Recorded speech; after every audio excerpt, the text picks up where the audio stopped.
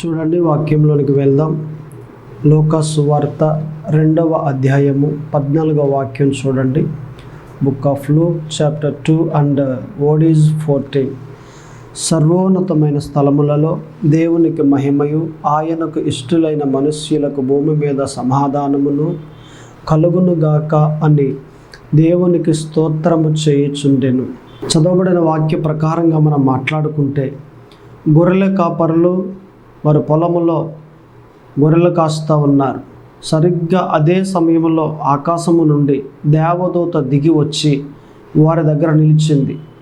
ఎప్పుడైతే దేవదూత వారి దగ్గర నిలిచిందో, ఆ చుట్టుపక్కలంతా కూడా మహిమతో నింపబడి, వెలుగుతో నింపబడి, ప్రకాశిస్తూ ఆ ప్రాంతమంతా కనిపిస్తూ ఉంటే, ఈ గొర్రెల కాపరులు చూసి ఆశ్చర్యపోయి, ఏంటి వింత, ఏంటి ఈ ఆశ్చర్యము అని వారు కంగారు పడుతూ ఉంటే, ఈలోగా దేవదూత, మీరు భయపడకండి, కంగారు పడకండి, దావీదు పట్టణమందు నేడు రక్షకుడు పుట్టి ఉన్నాడు, ఆయన ప్రభువు అయిన క్రీస్తు అను ఇలాగును మాట్లాడుతూ, అప్పుడు ఈ మాట దేవదూత పలుకుతూ ఉంది. సర్వోన్నతమైన స్థలములలో దేవునికి మహిమయు, ఆయనకు ఇష్టులైన ప్రజలకు భూమి మీద సమాధానము కలుగునుగాక అని ఆ దేవదూత గొర్రెల కాపరులతో మాట్లాడుతూ, మీరు వెళ్ళి మరి యేసుక్రీస్తు వారిని చూడండి అని ఆ దేవదూత చెప్పింది.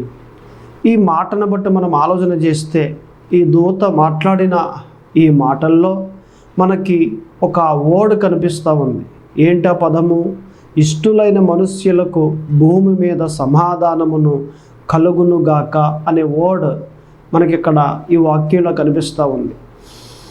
ఎవరికి సమాధానం కలుగుద్ది అనేది మనం ఆలోచన చేస్తే, ఇక్కడే మనకు జవాబు కనిపిస్తూ ఉంది. దేవునికి ఇష్టులైన మనుష్యులకు భూమి మీద సమాధానము కలుగుతుంది. మనకు సమాధానం కావాలి అనంటే, మనము గొడవలు లేకుండా సమాధానంగా బ్రతకాలి అనంటే మనం ఎలా ఉండాలి, ఏం చేయాలి అనంటే, దేవునికి ఇష్టలుగా బ్రతకాలి.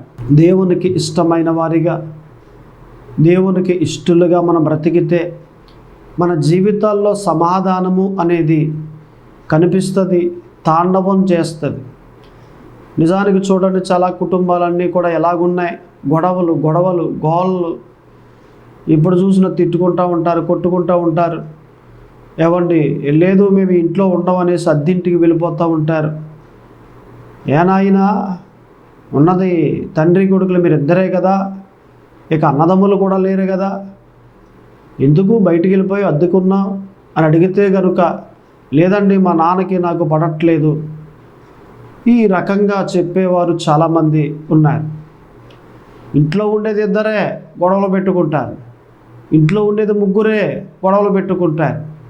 ఇలాగున్న గొడవలు పెట్టుకుంటున్నారు అంటే వారి కుటుంబంలో ఏమి లేదట, సమాధానము లేదు. సమాధానం లేకుండా ఒక కుటుంబం ఉంది అంటే అది దేవునికి ఇష్టమైన కుటుంబము కాదు. ఆ సమాధానం మన కుటుంబాల్లో ఉండాలి. మన కుటుంబాల్లో ఉండాలి అనంటే మనము దేవునికి ఇష్టలుగా ఉండాలి. మనము దేవునికి ఇష్టలుగా ఉన్నాము అంటే మనందరి జీవితాల్లో సమాధానము ఉంటుంది. దేవునికి ఇష్టలుగా ఉండాలంటే ఏం చేయాలండి? ఆయనకి నచ్చినట్లుగా మాట్లాడాలి, ఆయనకి నచ్చినట్లుగా చూడాలి, ఆయనకి నచ్చిన పనులు మాత్రమే చేయాలి.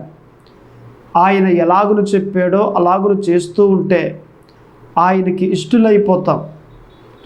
ఆయనకి ఇష్టమైన కార్యాలు చేసే ప్రతి ఒక్కరూ కూడా దేవునికి ఇష్టలు. దావీదు విషయంలో ఈ మాట పలుకుతాడు, దేవుడే ఇతడు నా ఇష్టమైన వాడు, ఇష్టానుసారుడు అనే ఓడు మనం చూస్తాం దావీదు విషయంలో. అంటే దావీదు దేవుడు ఎలాగునో చెప్పాడో అలాగ చేసే అటువంటి వ్యక్తి. దేవుడు తన మనసులో ఒక ఆలోచన చేశాడు అంటే ఈ దావీదు అలాగున చేసే వ్యక్తి. అరే, దావీదు ఎలా చేసాడేంటి అనేది ఒక బెత్షెబా విషయంలో తప్ప దావీదు విషయంలో ఎక్కడ తన జీవితంలో దేవునికి కనిపించలేదు. దావీదు ఎటువంటి వాడు అంటే దేవునికి ఇష్టమైన పనులు చేసేవాడు, దేవునికి నచ్చినట్లుగా మాట్లాడే వ్యక్తి, దేవునికి నచ్చినట్లుగా క్రియలు చేసే వ్యక్తి, దేవునికి నచ్చినట్లుగా నడిచే వ్యక్తి తన ఆత్మీయ జీవితంలో దేవునికి నచ్చని కార్యాలంటూ లేవు. దేవుడు ఎలాగనుకున్నాడో దావీదు అలాగనే నడిచాడు. దేవుడు ఎలాగనుకున్నాడో దావీదు అలాగే చూశాడు. దేవుడు ఎలా అనుకున్నాడో దావీదు అలాగే తలంచాడు. దేవుడు ఎలా అనుకున్నాడో దావీదు అలాగే బ్రతికాడు. అందుకే దావీదు దేవునికి ఇష్టమైన వాడు. మనం కూడా దేవుడు ఎలా అనుకుంటున్నాడో అలా మనం నడిస్తే, దేవుడు ఎలా అనుకుంటున్నాడో అలాగన మనం బ్రతికితే ఖచ్చితంగా మనం కూడా దేవునికి ఇష్టలైపోతాం. దేవునికి ఇష్టమైన వారిగా మనము కనిపిస్తాం ఈ భూమి మీద. ఆయనకి ఇష్టలుగా బ్రతకడం అంటే అది ఎంత ధన్యత. ఈ వ్యక్తిని దేవుడు ఇష్టపడ్డాడండి అనంటే అది ఎంత భాగ్యం. అది ఒక వ్యక్తిని దేవుడు ఇష్టపడ్డాడు, ఒక వ్యక్తి దేవునికి ఇష్టడయ్యాడు అంటే అది ఎంత ధన్యత, ఎంత భాగ్యం. అది అటువంటి భాగ్యం నీకు, నాకు, మనకు కలగాలి. అటువంటి భాగ్యం మనకు కలగాలి అని అంటే దేవునికి ఇష్టలుగా బ్రతకాలి. దేవునికి ఇష్టలుగా బ్రతికితే మన జీవితాల్లో సమాధానం కలుగుతుంది. సమాధానంగా పనులు చేసుకుంటాం, సమాధానంగా బ్రతుకుతాం, సమాధానంగా మాట్లాడతాం, సమాధానంగా ప్రతి క్రియను చేసుకుంటూ ముందుకు సాగుతాం. మన జీవితంలో సమాధానం ఉంటే ఎంత సంతోషంగా బ్రతుకుతాం. సమాధానం లేకపోతే ఆనందానికి చోటేది, సమాధానం లేకపోతే సంతోషానికి చోటేది లేదు కదా. అందుకే సమాధానం కావాలి. మన కుటుంబాల్లో సమాధానంగా బ్రతికే అటువంటి జీవితం దేవుడిస్తాడు. అటువంటి జీవితాన్ని మనము పొందుకొని దేవునికి మహిమకరంగా, మన కుటుంబానికి దీవెనకరంగా మనం బ్రతకాలి. సో మనం ఏం చేయాలి అంటే దేవునికి ఇష్టలుగా ఉండాలి. అసలు మన టాపిక్ ఏంటి? ఎవరికి సమాధానం కలుగుద్ది, ఇది మన టాపిక్. మన టాపిక్లో ఫస్ట్ వర్డ్ దేవునికి ఇష్టలైన వారికి సమాధానం కలుగుద్ది. ఇంకా మనం చూసినట్లయితే కీర్తనల గ్రంథంలో 29వ అధ్యాయంలో 11వ వాక్యంలో ఒక మాట కనిపిస్తుంది. యెహోవా తన ప్రజలకు సమాధానము కలగజేసి వారిని ఆశీర్వదించును. అంటే దేవుడు తన ప్రజలకు ఏమిస్తాడట, ఏమి కలగజేస్తాడట? సమాధానమును కలగజేస్తాడు. సమాధానాన్ని కలగజేసిన తర్వాత ఆశీర్వాదిస్తాడు. ముందు ఆశీర్వాదం వచ్చేయాలి. సమాధానంగా దేవుడు ఇవ్వకపోతే ఈ ఆశీర్వాదం వచ్చేసిన తర్వాత నువ్వు సంతోషంగా ఉండలేవు. సమాధానం వచ్చిన తర్వాత ఆశీర్వాదం వస్తే నువ్వు సంతోషంగా ఉండగలుగుతావు. సమాధానం ఇవ్వకుండా ఆశీర్వాదాన్ని కానీ దేవుడు మొదటిగా ఇచ్చేసి ఉంటే నీ జీవితంలో సమాధానము లేనందున, ఆశీర్వాదం ఉన్నప్పటికీ నువ్వు సంతోషంగా ఉండలేవు, ఆనందంగా ఉండలేవు. డబ్బుంటే ఏదైనా నేను బ్రతికేస్తానండి, డబ్బుంటే ఏదైనా కట్టేస్తానండి, డబ్బుంటే నేను సంతోషంగా అనుభవించేస్తానండి ఈ జీవితాన్ని. నో, అది రాంగ్ వర్డ్. అది తప్పదు అక్షరాల. డబ్బు కాదు, సంతోషం కావాలి అంటే సమాధానం ఉండాలి. డబ్బు కావాలి, డబ్బు అనేది మన జీవితంలో ఒక భాగం. అలాగనే సమాధానం అనేది కూడా ఒక భాగం. ఒకటి ఉండి ఒకటి లేకపోతే అది సరైన ఆత్మీయ జీవితం కాదు. నిజానికి సమాధానాన్నే దేవుడు ఇచ్చేసాడు అనుకోండి, డబ్బు లేకపోయినప్పటికీ చెట్టు క్రింద ఉన్న ప్రశాంతంగా సమాధానంగా ఉంటాడు. డబ్బు మొదటగా ఇచ్చేసాడు అనుకోండి, ఆశీర్వాదం, ఇల్లు ఉంది, పొలం ఉంది, స్థలం ఉంది, ఇంకా ఏవేవో బంగారం ఉంది, వెండి ఉంది, అన్నీ ఉన్నాయి, కానీ సమాధానం లేదు. ఆ స్థితి ఎలాగుంటుంది? అప్పుడు సంతోషంగా ఉంటుందా? ఉండదు. అందుకే ఒక మాట ఉంది. ఏ మాట అనంటే, భర్త మంచోడైతే వల్లకాట్లో అయినా కాపురం చేయొచ్చు అని ఒక సేవకుడు ఎప్పుడు చెప్తూ ఉండేవాడు. ఏటట, చేసుకున్నవాడు, కట్టుకున్నవాడు మంచివాడైతే వల్లకాట్లో అయినా కాపురం చేయొచ్చట. అంటే డబ్బుంటే 2 స్టేర్లు బిల్డింగ్ ఉంటే బాగుంటుంది కదా సంతోషంగా. భర్త బాగోకపోయినా, మంచోడు కాకపోయినా, సమాధానంగా లేకపోయినా బ్రతికేయచ్చు కదా. అది తప్పది. సమాధానం అనేది భార్యాభర్తల్లో ఉందనుకోండి, ఇక డబ్బు లేకపోయినప్పటికీ సమాధానంగా సంతోషంగా బ్రతకడానికి అవకాశం ఉంది. డబ్బు ఉంది కానీ సమాధానం లేదు అని అంటే ఆ ఇద్దరు భార్యాభర్తలు సంతోషంగా ఉండలేరు. అందుకే ఇక్కడ ఏమనుంది? సమాధానము కలగజేసి అప్పుడు దేవుడు ఆశీర్వాదాన్ని ఇస్తాడు. మరలా చదువుతాను చూడండి ఆ మాట. యెహోవా తన ప్రజలకు సమాధానము కలగజేసి వారిని ఆశీర్వదించును. మొదట సమాధానం ఇచ్చి రెండవదిగా అప్పుడు ఆశీర్వాదాన్ని ఇస్తాడు. ఈ మాట మనం ఎక్కడ చదువుకున్నాం? స్లామ్స్ 29 అండ్ ఓడీస్ 11లో చదువుకున్నాం.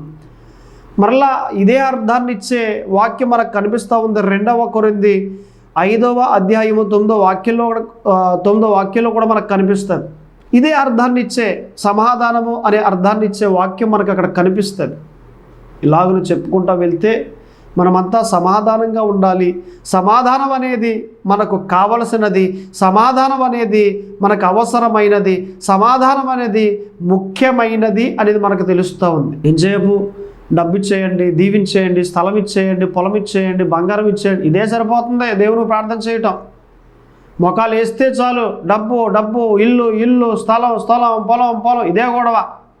ఎప్పుడైనా ప్రభువా నాకు సమాధానం దయచేయండి, మా కుటుంబంలో గొడవలు అవుతూ ఉన్నాయి కదా, మాకు సమాధానం ఇవ్వండి అని ఎప్పుడైనా అడిగేవా?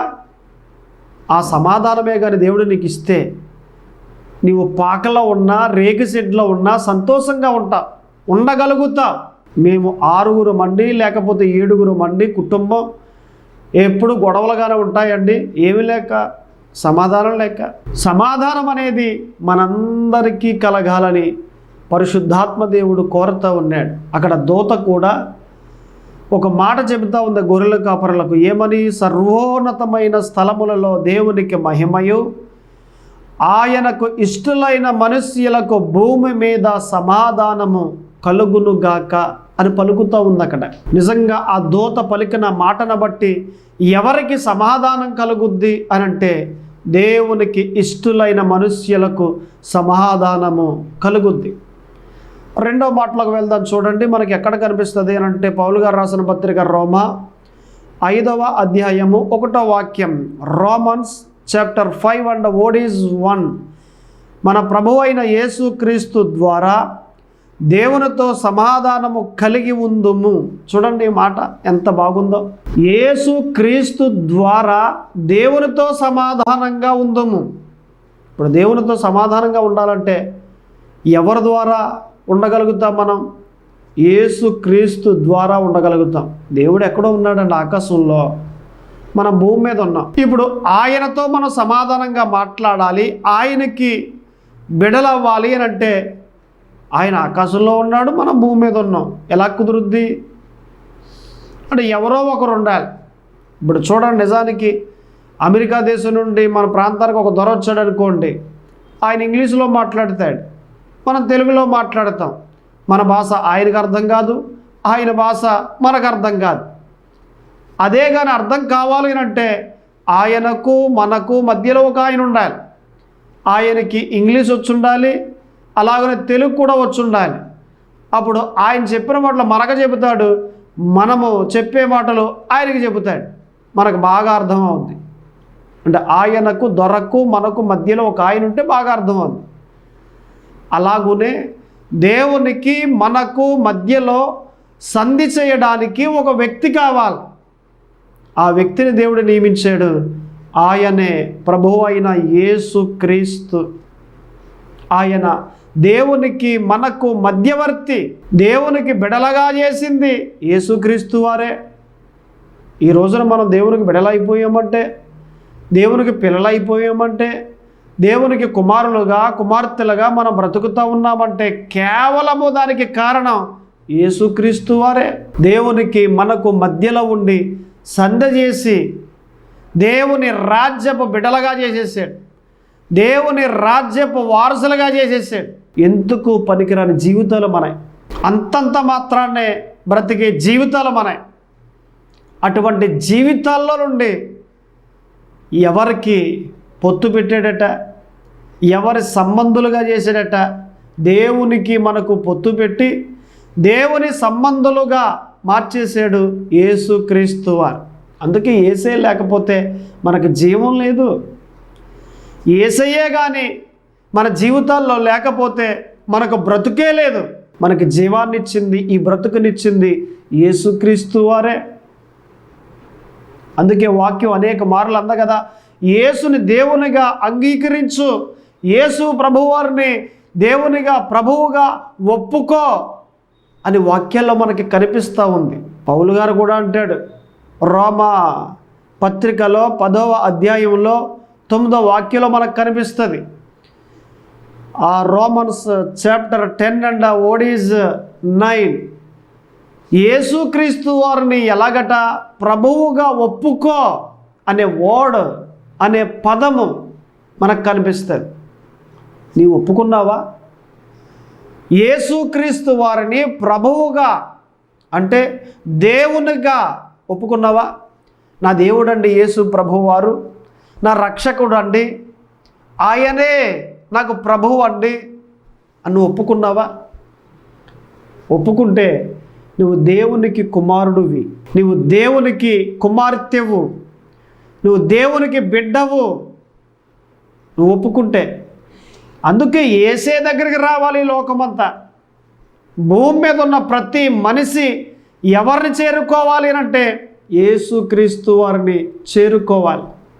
లేదంటే వారికి జీవం లేదు.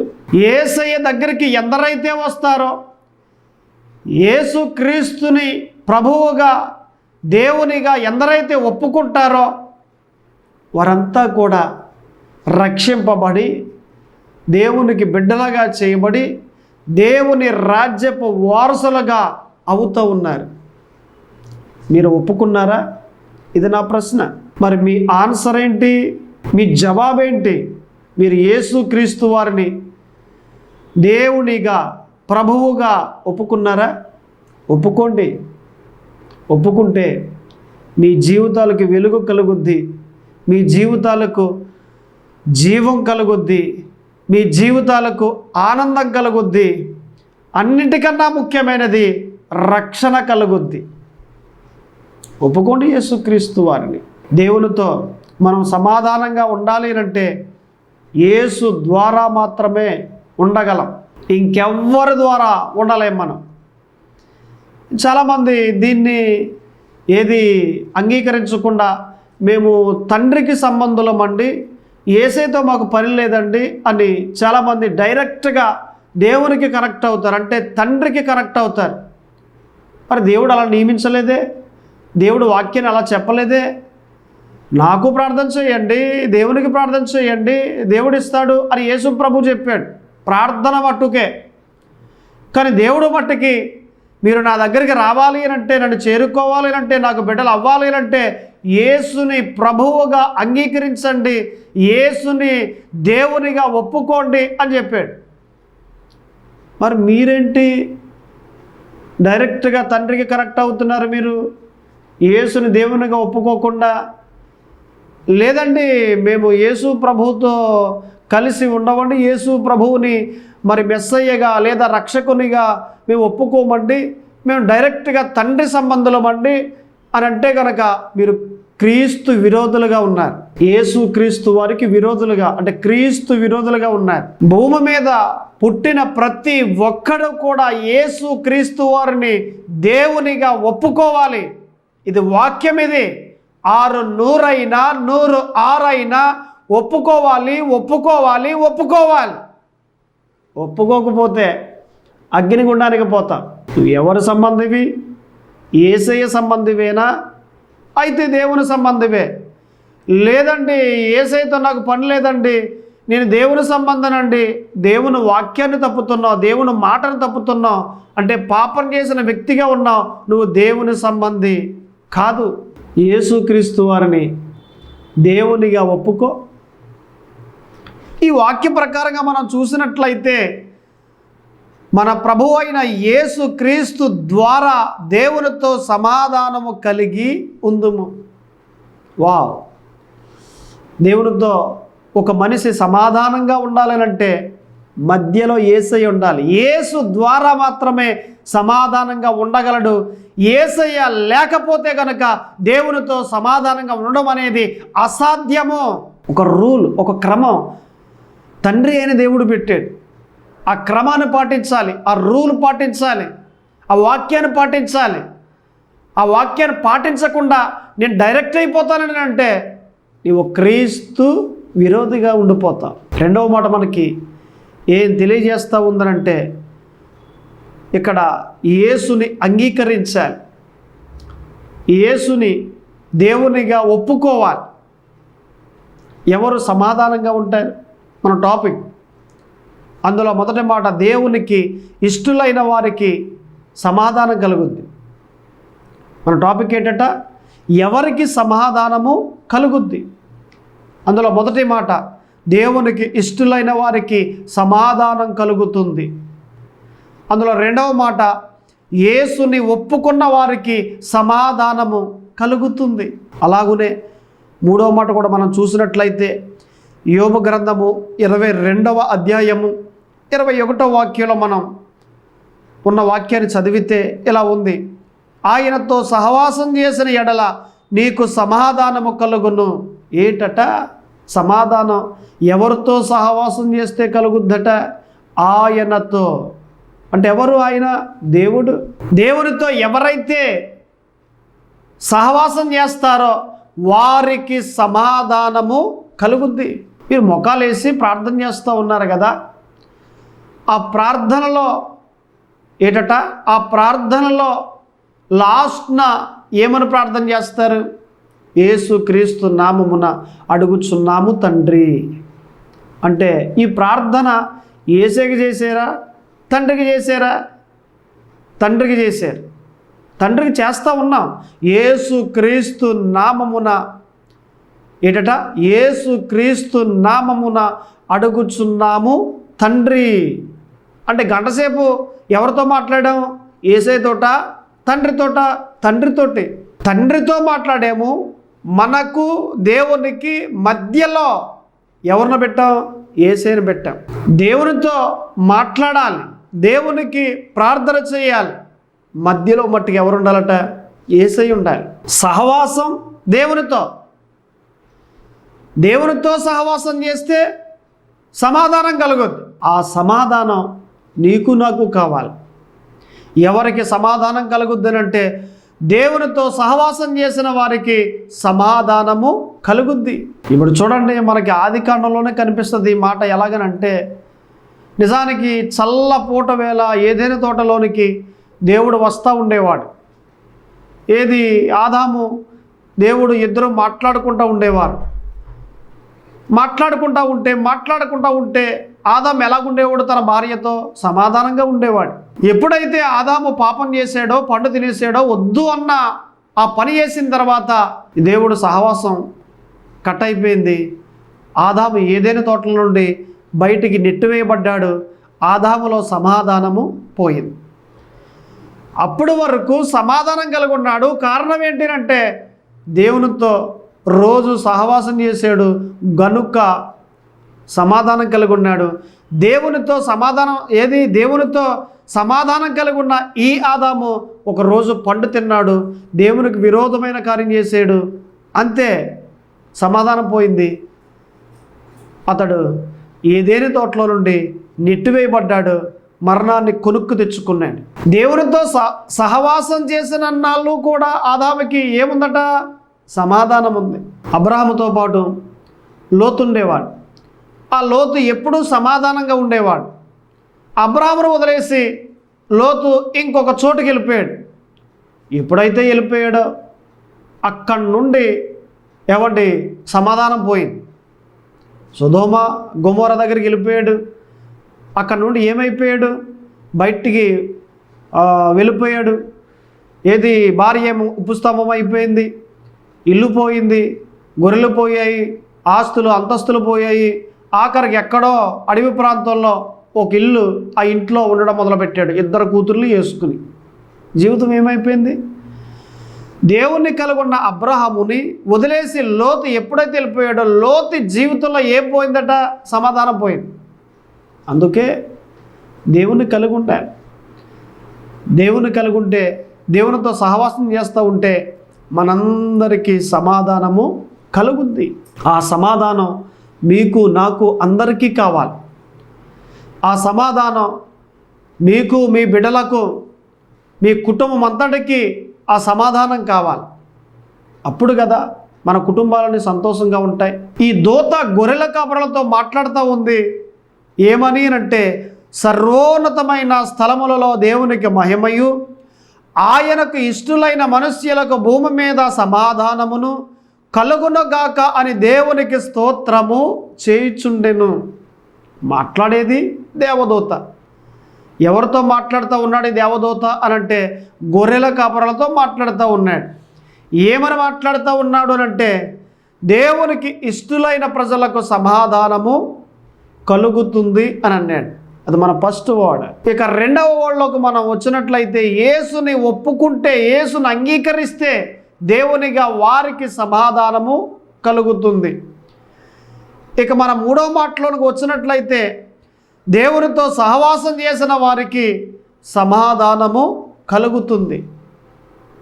సో మనమంతా కూడా ఇలాగున దేవునికి ఇష్టలుగా బ్రతకాలి. యేసుక్రీస్తు వారిని దేవునిగా అంగీకరించాలి. దేవునితో సహవాసం చేసేవారిగా మనం ఉండాలి. అప్పుడు మనము సమాధానంగా ఉంటాం. మన కుటుంబాలు కూడా సమాధానంగా ఉంటాయి. గొడవలు ఏమి ఉండవు, ఇక ప్రశాంతంగా ఉంటాం. గొడవలు రాకమానమండి, గొడవలు వస్తాయి. గొడవలు వస్తాయి కానీ ఆ గొడవను వెంటనే అణుచుకుంటాం మనం. అప్పుడు సమాధానంగా ముందుకి వెళ్తాం, మనం సంతోషంగా ముందుకు వెళ్తాం మనం. అంతేగాని ఆ గొడవని రేగొట్టేసుకున్నాం అనుకోండి, ఏం పోతుంది? సమాధానం పోతుంది. సమాధానం పోయిందంటే ఇక అంతే సంగతులు. ఒక వారం అయినా 10 రోజులైనా మాట్లాడుకోరు భార్యాభర్తలు. నేను మాట్లాడినాడితోటే అంటది భార్య. ఎవరితోటట? వాళ్ళ ఆయన గారిని. కోపం వచ్చిన తర్వాత, గొడవ వచ్చిన తర్వాత ఆడితోనే మాట్లాడినట్టది. ఎన్ని రోజులు అయిందమ్మా మాట్లాడి? నెల అవుతుంది. నెలలో ఏం చేసావు? వండుతున్నాను, కిచెన్లో వండుతాను, హాల్లో పెట్టేస్తాను, అంతే. ఆడే పెట్టుకుంటాడు, ఆడి తింటాడు, ఆడికి నాకు సంబంధం లేదు, వండడం మట్టుకే అని ఇలా మాట్లాడుకుంటారు కొంతమంది ఇళ్ళల్లో. కొన్ని జీవితాలు ఇలాగ ఉంటాయి, సమాధానం లేకుండా ఉంటాయి. అనంటే వారు దేవునికి ఇష్టలైన ప్రజలు కారు. ప్రార్థన చేస్తున్నారా? చేస్తున్నారు. భక్తి చేస్తున్నారా? చేస్తున్నారు. కానీ దేవునికి ఇష్టలైన ప్రజలు కారు. అందుకే ఎవరికి సమాధానం కలుగుద్ది అంటే, దేవునికి ఇష్టలైన ప్రజలకు సమాధానం కలుగుద్ది. యేసుని అంగీకరించిన వారికి సమాధానం కలుగుద్ది. దేవునితో సహవాసం చేసిన వారికి సమాధానం కలుగుద్ది. ప్రార్థన చేసుకుందాం. కళ్ళు మూసుకోండి.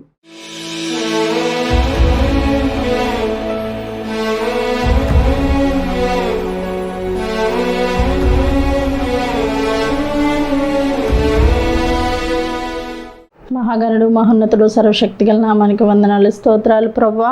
ఇదిగో నాయన, నీ సేవకుల్లోంచి ఈ వాక్యం ద్వారా మాట్లాడి నాయన ఎంతగానో బలపరిచిన విధాన్ని బట్టి వందనాలు. ఎవరైతే వింటున్నారో టీవీల ద్వారా, ఫోనుల ద్వారా వింటూ వాళ్ళ విశ్వాసం కలుగునన్ను ప్రభువా. ఏ బిడ్డలకి బలహీనత, సమస్యలు, బాధలు, ఇరుకులు, ఇబ్బందులు ఉన్నాయో నేను ప్రతి ఒక్కరిని మీ గాయపడినసలకు అప్పగిస్తున్నాం ప్రభువా. నాయన వాక్యం విని ప్రతి ఒక్కరి జీవితాల్లో దీవెనకరంగా మార్చి ప్రతి ఒక్క బిడ్డని నాయన బలపరిచి, స్థిరపరిచి, నేను దీవెనతో నడిపించి మంచి సాక్షిగా నిలబెట్టి మీరే మహిమ పొందమని నాయన ప్రతి ఒక్కరిని దీవించి ఆశీర్వదించి నూతన సంవత్సరం ప్రతి ఒక్క జీవితం నూతనంగా మార్చబడునుగాక ప్రభువా. నీవే సహాయం చేసి బిడ్డలు ఆశీర్వదించి మంచి సాక్షులుగా నిలబెట్టి సహాయం చేయమని యేసుక్రీస్తు నామమున అడుగుచున్నాం తండ్రి. ఆమేన్.